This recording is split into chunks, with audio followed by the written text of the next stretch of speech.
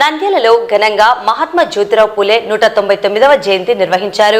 శుక్రవారం మహాత్మా జ్యోతిరావు పూలే 199వ జయంతి సందర్భంగా జిల్లా కలెక్టర్ రాజకుమారి ఘనియా, మంత్రి ఫరూక్, మున్సిపల్ చైర్పర్సన్ మహబూనిసా, దళిత బీసీ సంఘ నాయకులు, విద్యార్థి సంఘాల నాయకులు, స్వచ్ఛంద సంస్థల ప్రతినిధులు నంద్యాల పట్టణంలోని పద్మావతి నగర్లోని మహాత్మా జ్యోతిబా పూలే చిత్రపటానికి పూలమాల వేసి నివాళులు అర్పించారు.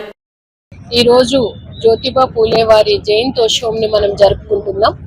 ఇన్ని సంవత్సరాల తర్వాత కూడా వారిని మనం గుర్తు పెట్టుకుని భావితరాలకి వారు ఇచ్చిన మెసేజ్ పంచాలి అన్న ఉద్దేశంతో చేస్తున్నాము. అంటే వారి గురించి ఒక్కసారి మనము తెలుసుకోవాల్సిన అవసరం ఉంది. అందరూ గొప్ప సంఘ సంస్కర్త, కుల మత వర్గ విభేదాలు ఉండకూడదని ప్రతి ఒక్కరూ అనుకుంటాం, కానీ ఆచరణలో పెట్టడం అసాధ్యం అవుతుంది.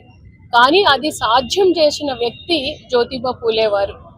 తరువాత 1848లోనే ఆడపిల్లలకి ఒక స్కూల్ పెట్టారు వారి భార్యతో కలిసి, సావిత్రిబా పూలే గారితో కలిసి. అంటే ఎన్నో సంవత్సరాల క్రితం ఒక ఆడపిల్లకి మంచి చదువు కానీ ఇస్తే తనంతట తాను మంచి ఉన్నత స్థితిలో ఉండడమే కాదు, తన కుటుంబాన్ని అలాగే సొసైటీ ఎడ్యుకేషన్, ముఖ్యంగా గర్ల్ చైల్డ్ ఎడ్యుకేషన్ ఎంకరేజ్ చేశారు.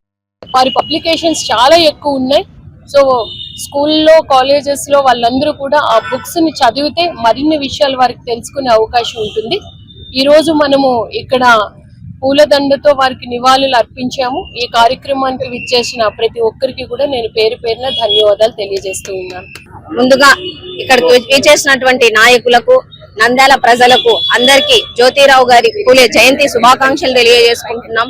మనందరికీ తెలుసు, పూలే గారి సాధన వల్లనే ఈ రోజు మహిళలందరూ స్వతంత్రంగా, విద్యావంతులుగా, రాజకీయ రంగంలో ప్రతి దాంట్లో ముందున్నారంటే పూలే గారి చలువ వల్లనే.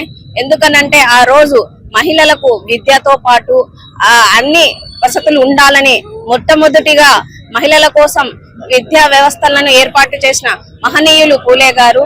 అంతేకాకుండా వితంతువులకు గాని పునర్వివాహాలు జరగాలి, అలాగే వితంతువులు చిన్న వయసులోనే భర్తలను పోగొట్టుకొని చిన్న పిల్లలు ఉంటే వాళ్ళ కోసము, నిరాశ్రుల కోసము ఆశ్రమాలు ఏర్పాటు చేసి విద్యావంతులుగా తీర్చిదిచ్చిన మహనీయులు పూలే గారు.